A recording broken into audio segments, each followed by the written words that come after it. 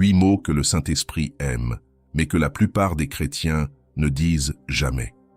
Tu prononces des mots chaque jour, tu pries, tu chantes, tu cries même à Dieu en pleurant. Mais as-tu déjà prononcé les paroles que le Saint-Esprit désire vraiment entendre? Pas celles qui sont répétées, pas celles qui sont polies, pas ces phrases chrétiennes parfaites pour la photo. Je parle de mots bruts, puissants, qui secouent le ciel, qui brisent les chaînes, ouvrent des portes et alignent ton âme avec Dieu. Voici la vérité. Le Saint-Esprit n'est pas impressionné par la façon spirituelle dont tu parles. Ce qui le touche, c'est à quel point tu es abandonné à lui. Et il y a 8 mots qu'il écoute. 8 mots simples mais dangereux, simples mais capables de changer ta vie. La plupart des chrétiens ne le disent jamais. Certains ont peur, certains ne savent même pas qu'ils existent. Et d'autres sont tellement habitués à vivre en pilote automatique qu'ils ont oublié à quoi ressemble l'intimité avec l'Esprit. Mais toi, plus maintenant. Parce qu'aujourd'hui, nous allons découvrir les 8 mots que le Saint-Esprit aime, mais que la plupart des chrétiens ne disent jamais. Et une fois que tu commenceras à les dire, tu ne retourneras plus jamais à une religion sèche. Tu ne te contenteras plus d'un christianisme superficiel. Tu marcheras dans la puissance, dans la clarté, dans le feu. Parce que lorsque le Saint-Esprit entend ces paroles, il agit. Alors prépare-toi, car ce message ne parle pas seulement de mots. Il s'agit de débloquer un niveau de relation avec l'Esprit qui bouleversera ta vie, ton esprit et ton appel. Commençons par le premier mot. Il n'est pas profond, il n'est pas long, mais c'est la prière la plus dangereuse que tu puisses faire. Et si aujourd'hui le Saint-Esprit attendait une seule phrase de ta bouche pour commencer à agir, écris dans les commentaires « Saint-Esprit, je te donne mon oui ». Si ces paroles allument quelque chose dans ton esprit, abonne-toi et marche avec nous dans chaque message. Parce que parfois, ce qui est le plus simple est aussi le plus puissant. Numéro 1. Oui, la porte d'entrée vers la puissance. Le Saint-Esprit n'attend pas ta perfection, il attend ta permission. Et cette permission ressemble à un mot simple. Oui. Avant le miracle vient l'abandon. Avant la puissance, la permission. Avant le mouvement de Dieu, il doit y avoir un cœur disposé. Le problème, c'est que la plupart des chrétiens veulent voir avant de dire oui. Ils veulent de la clarté avant l'obéissance. Ils veulent du confort avant l'appel. Mais ce n'est pas ainsi que l'Esprit agit. Le Saint-Esprit se meut chez ceux qui disent « Dieu, je n'ai pas besoin de comprendre, j'ai seulement besoin d'obéir ». C'est ce que Marie a dit lorsque l'ange lui annonça qu'elle enfantera le Messie. Elle n'a pas exigé un plan sur 5 ans. Elle a simplement dit « qu'il me soit fait selon ta parole ». En d'autres mots, oui. Ce seul mot a déclenché le plus grand miracle du ciel sur la terre. Ésaïe a dit « Me voici, envoie-moi ». Pas quand je me sentirai prêt, pas après avoir réglé mes insécurités. Il a simplement dit oui, et il est entré dans le feu prophétique. Quand est-ce que tu as dit oui pour la dernière fois, sans hésiter, sans avoir besoin de connaître tout le plan, sans demander de garantie? Le Saint-Esprit ne cherche pas le talent, il cherche la disponibilité. Il cherche quelqu'un qui dise « Oui, j'irai, oui, je pardonnerai, oui, j'obéirai même si c'est difficile ». Parce que dire oui n'est pas seulement un accord, c'est un abandon. C'est dire « Saint-Esprit, je ne vais plus te résister ». Et laisse-moi te dire quelque chose. Quand tu dis oui à l'Esprit, tu dis non au confort, non au contrôle, non à une vie qui a du sens pour le monde, mais qui n'a aucune puissance dans l'éternité. C'est pour cela que la plupart des gens ne le disent jamais. Mais si toi tu le dis, si tu dis oui de tout ton cœur, tu verras comment il agira à travers toi d'une manière que tu n'as jamais imaginée. Des portes s'ouvriront, des chaînes seront brisées, des dons que tu ne savais même pas que tu possédais commenceront à se réveiller. Parce que le Saint-Esprit répond à une seule chose, un vase abandonné. Alors voici la question. Quel est le oui que tu retiens encore? Est-ce une relation dont il t'a demandé de t'éloigner? Un appel que tu ignores? Une conversation que tu as peur d'avoir? Un péché secret que tu n'as pas lâché? L'Esprit attend. Pas ta perfection, pas ta force, ton oui. Alors dis-le, murmure-le, crie-le, dis-le avant même de te sentir prêt. Dis-le même si tes genoux tremblent. Dis-le comme si tout en dépendait, parce que c'est le cas. Oui, Saint-Esprit. Ce que tu veux, je suis à toi. C'est là que la puissance commence. Et si le oui que tu évites était précisément la porte que Dieu veut ouvrir dans ta vie, écris dans les commentaires « Aujourd'hui, je dis oui, Saint-Esprit ». Ce mot si simple peut ouvrir une porte qui est restée fermée pendant des années. Et ce qui vient ensuite ne ressemble à rien de ce que tu as vécu. Numéro 2. Aide, le mot qui ouvre le ciel. Soyons honnêtes, tu aimes être fort. Tu aimes donner l'impression que tout est sous contrôle. Tu aimes prier des prières audacieuses qui sonnent puissantes et bien construites. Mais t'arrêtes-tu parfois pour dire ce petit mot « aide » parce que c'est le mot que le Saint-Esprit attend? Sais-tu comment Jésus appelle le Saint-Esprit dans Jean 14? Le consolateur, l'aide, pas l'observateur, pas le plan de secours, pas celui qui encourage depuis le banc, l'aide. Mais s'il est l'aide, qu'est-ce que cela fait de toi? Cela fait de toi quelqu'un qui a besoin d'aide. Et c'est là le problème. La plupart des chrétiens préfèrent impressionner Dieu par leur force plutôt que de l'inviter dans leur faiblesse. Tu continues d'essayer de tout faire toi-même, porter le fardeau, réparer le problème, combattre la bataille. Et malgré tout, sourire à l'église. Mais en coulisses, tu es épuisé, tu es découragé, tu es spirituellement sec et trop orgueilleux pour l'admettre. Pourquoi? Parce que demander de l'aide ressemble à un échec, à une faiblesse, à une défaite. Mais dans le royaume de Dieu, l'aide est une puissance. C'est l'humilité qui secoue le ciel. C'est la porte qui permet au miracle d'entrer avec force. Jésus n'a pas dit « heureux les forts ». Il a dit « heureux les pauvres en esprit », ceux qui savent qu'ils n'ont pas ce qu'il faut et qui crient vers celui qui l'a. Tu n'impressionnes pas l'esprit avec des prières longues et bruyantes. Tu le touches avec des prières honnêtes. La prière la plus courte que Pierre ait faite, c'est quand il était en train de couler. « Seigneur, sauve-moi ». C'est tout. Pas de monologue, pas d'introduction, juste de l'aide. Et Jésus a immédiatement tendu la main et l'a saisie. Certains d'entre vous sont en train de couler en ce moment. Vous vous noyez dans la culpabilité, la tentation, la confusion, l'anxiété, et vous pensez avoir besoin d'un plan en 10 étapes. Non, vous avez besoin d'un mot, aide. Saint-Esprit, aide-moi à leur pardonner, aide-moi à résister à ce péché, aide-moi à dire non à la chair, aide-moi à aimer quand j'ai envie d'exploser, aide-moi à prier quand je me sens insensible. Tu n'as pas besoin de tout résoudre. Tu dois simplement admettre que tu ne peux pas faire cela seul. Et c'est là que l'Esprit agit. Alors arrête de te cacher. Arrête de prétendre.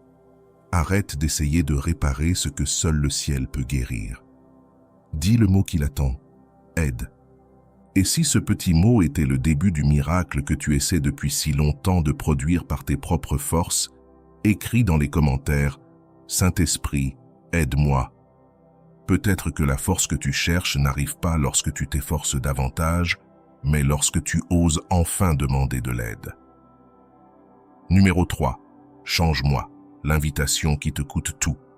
Soyons honnêtes. Tu dis que tu veux que Dieu te bénisse, mais veux-tu vraiment qu'il te change? Parce que ce sont deux prières très différentes. Bénis-moi, c'est dire « Dieu, rends ma vie meilleure ». Mais change-moi, c'est dire « Dieu, rends-moi meilleur », même si cela fait mal. Et c'est une prière dangereuse. Pourquoi?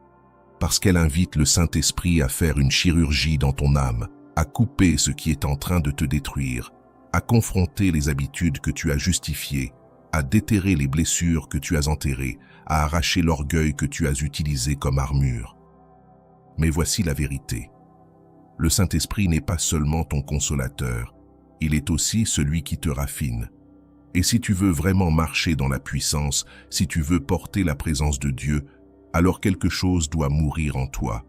Le faux, l'égoïsme, le péché secret, la paresse, l'envie, le manque de pardon, l'idole que tu gardes cachée derrière des mots spirituels. Il ne veut pas seulement réparer ta situation, il veut transformer ton caractère, mais il ne te forcera pas.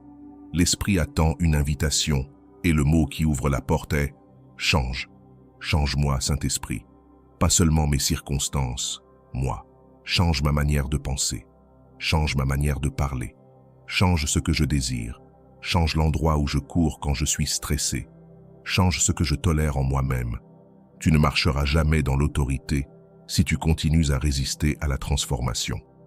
Romains 12. 2 ne dit pas « Soyez bénis par le renouvellement de votre pensée ». Il dit « Soyez transformés ». Cela signifie une reconstruction totale. Pas une modification de comportement, pas une activité religieuse, un changement réel et profond. Mais voici la partie magnifique. Dieu ne te demande jamais de changer tout seul. Il te demande simplement de le laisser le faire en toi. C'est pour cela que le Saint-Esprit est en toi. Pas seulement pour te faire ressentir quelque chose pendant l'adoration, mais pour te rendre saint dans ta marche. Alors, ne demande pas seulement une vie meilleure, demande une vie nouvelle. Dis ce mot. Dis-le même avec des larmes. Dis-le pendant que tu luttes encore. Dis-le comme si ton âme en dépendait, parce qu'elle en dépend. Change-moi, Saint-Esprit, et regarde ensuite ce qui se passe. Et si le changement que tu crains était exactement la réponse à la prière que tu répètes depuis des années, écris dans les commentaires « Change-moi, Saint-Esprit ». Si ce message réveille quelque chose en toi, abonne-toi et continue de marcher avec nous.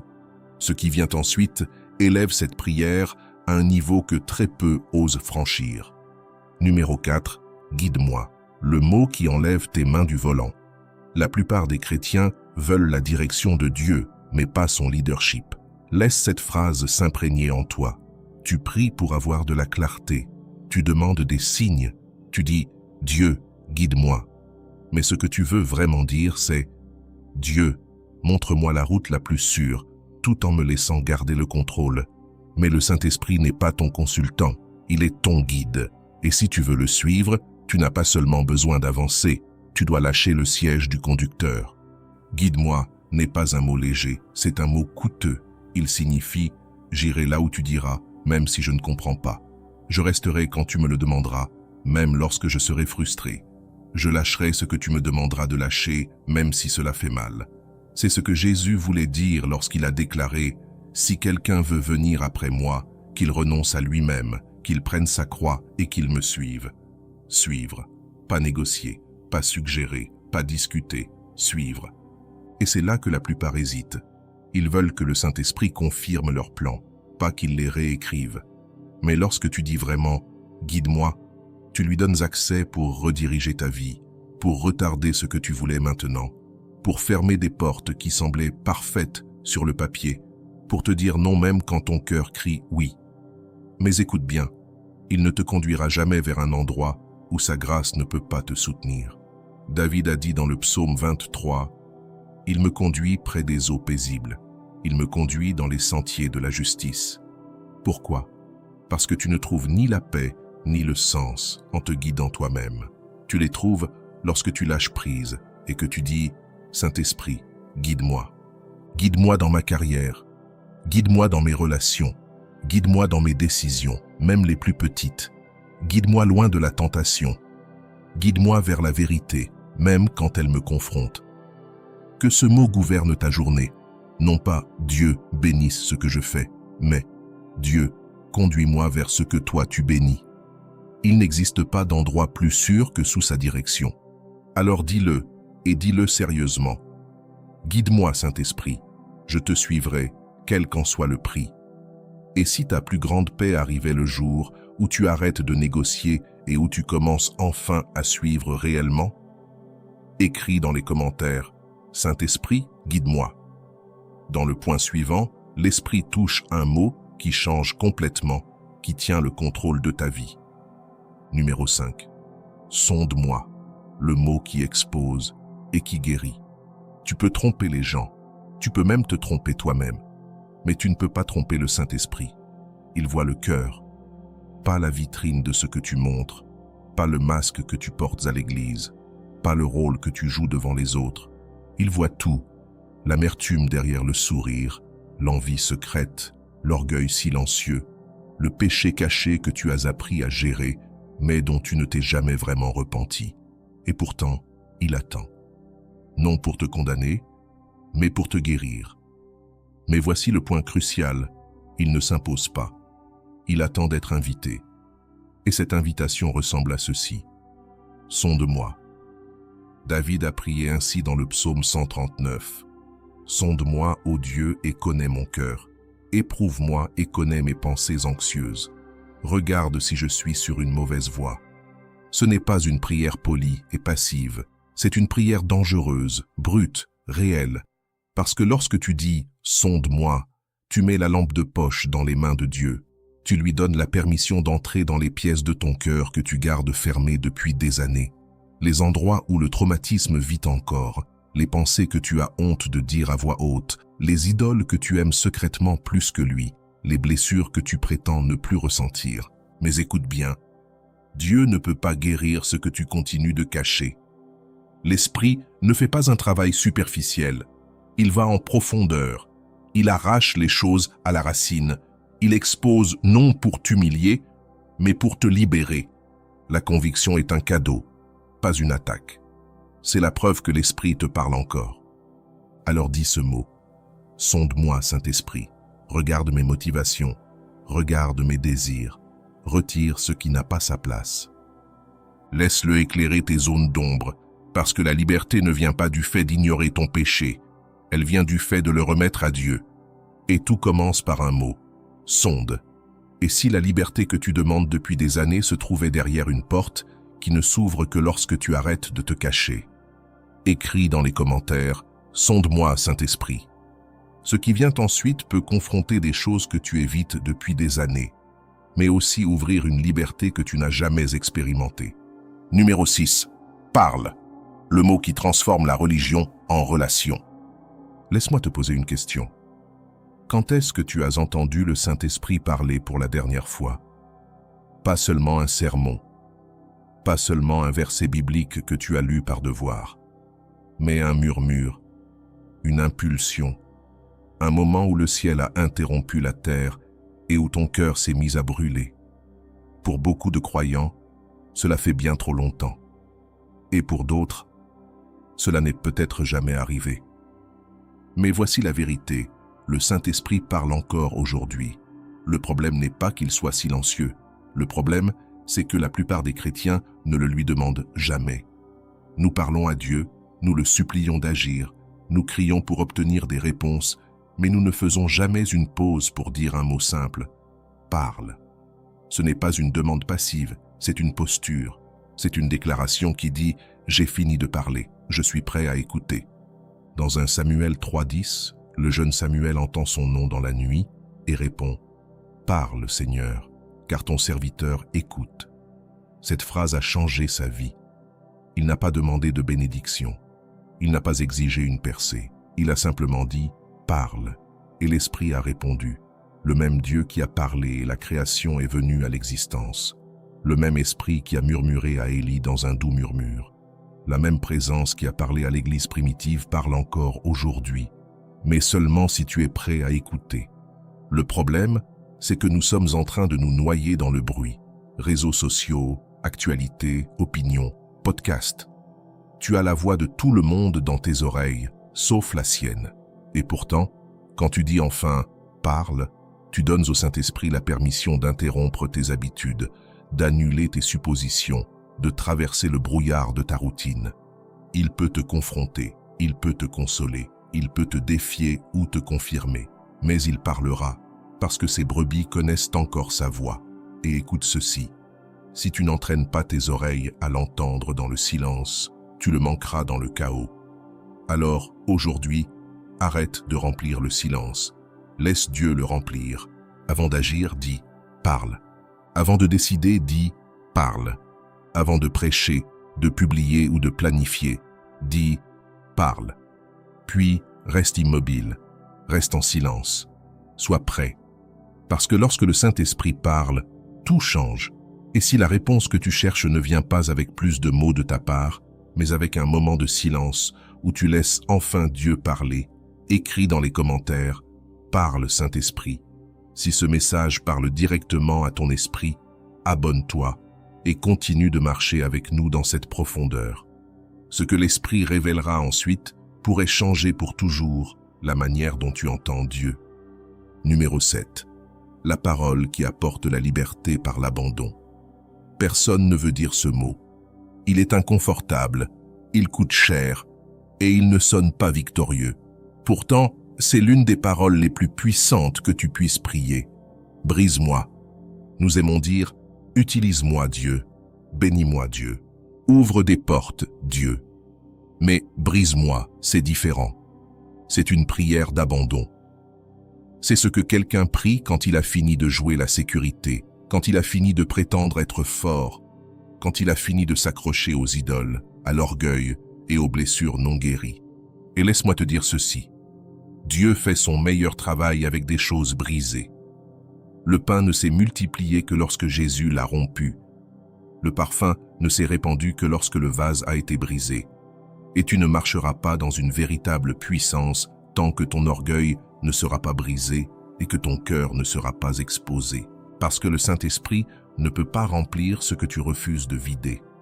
La plupart des chrétiens veulent être utilisés puissamment, mais peu sont prêts à être brisés profondément.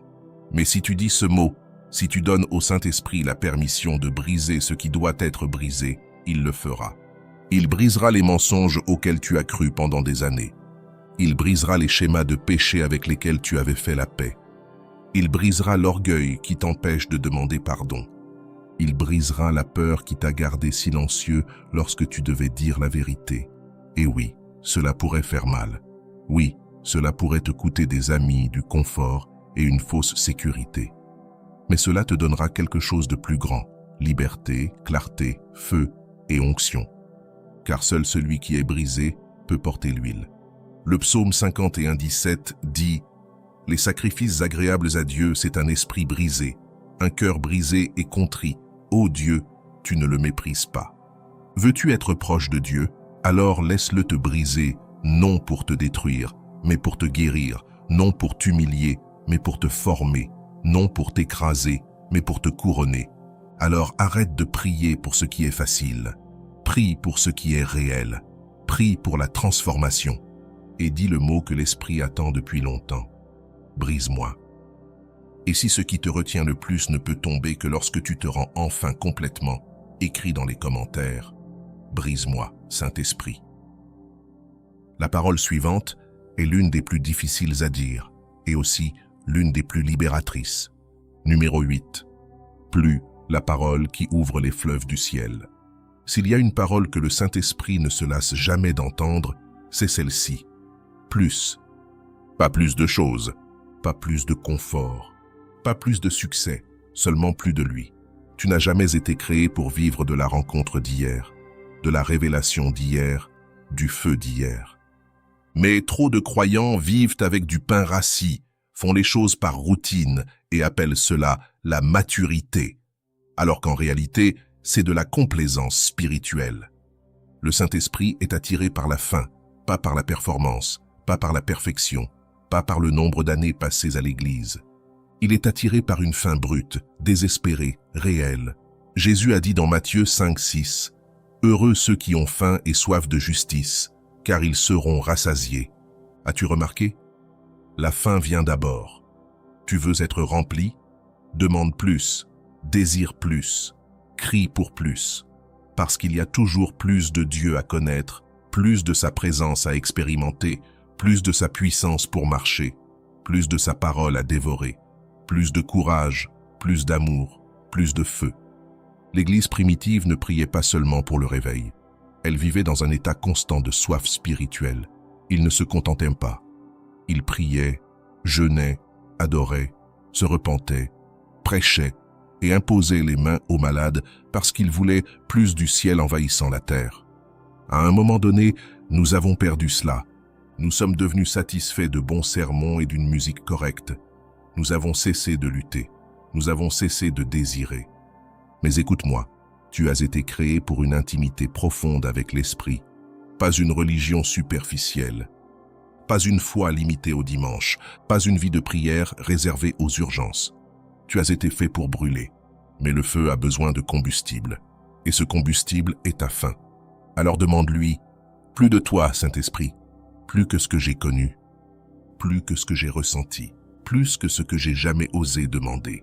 Demande jusqu'à ce que les larmes viennent, jusqu'à ce que l'insensibilité se brise, jusqu'à ce que l'atmosphère change.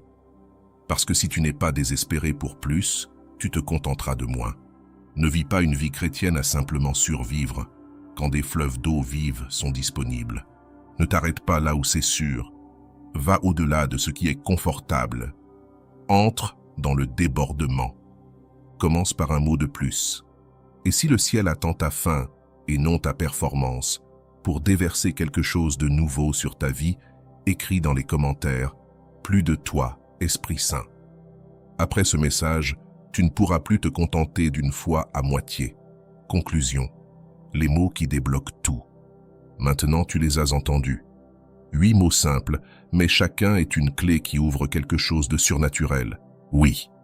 Aide, change, guide, scrute, parle, brise, plus. Ce ne sont pas seulement des mots, ce sont des invitations, ce sont des armes, ce sont des portes ouvertes vers une intimité plus profonde avec le Saint-Esprit. Et pourtant, la plupart des chrétiens passeront toute leur vie sans jamais les prononcer pleinement. Non pas parce qu'ils n'aiment pas Dieu, mais parce qu'ils ont peur de ce que ces mots exigent. Car ces mots ne demandent pas seulement un moment, ils demandent toute ta vie. Mais toi, tu es différent. Tu n'es pas ici pour jouer la sécurité. Tu n'es pas ici pour une religion sèche ou une foi superficielle. Tu es ici pour marcher dans la plénitude de ce pourquoi Dieu t'a créé. Alors dis-les à voix haute, en privé, dans ta voiture, à genoux. Dis-les quand ça fait mal. Dis-les quand tout est silencieux. Dis-les quand la pièce est sombre et que tu ne sais plus ce qui vient ensuite. Oui, aide, change, guide, scrute, parle, brise, plus. Que ces mots deviennent le rythme de ta vie de prière, que ce soit les mots que le ciel entende de tes lèvres chaque jour. Car le Saint-Esprit n'est pas attiré par la performance, il est attiré par l'abandon. Si tu lui donnes tes mots, il te donnera sa puissance. Si tu lui donnes ton cœur, il te donnera son feu. Et si tu lui donnes toute ta vie, il te donnera plus que tout ce que tu as jamais rêvé. Dis les mots, puis vis-les. Et si aujourd'hui tu décides d'arrêter de simplement les dire pour commencer à les vivre vraiment, écris dans les commentaires « Esprit Saint, je m'abandonne ». Si ce message a touché ton cœur, abonne-toi et rejoins-nous chaque jour. Parfois, tout change lorsque tu décides non seulement d'entendre ces mots, mais de les vivre.